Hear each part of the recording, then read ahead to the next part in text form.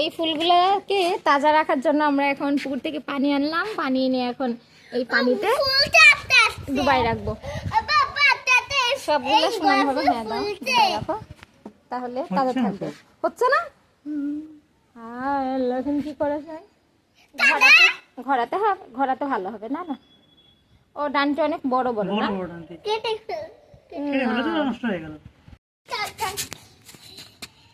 এই যে আমাদের গোলাপ সরি শাপলা ফুলগুলা এইবার পানিতে রাখা গেল, কারণ নিচে ডান্টি কেটে দেওয়া হলো।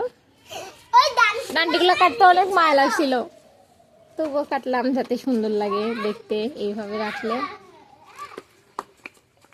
খারাপ হয়ে থাক। সবাই ঘুমাচ্ছিস কেন?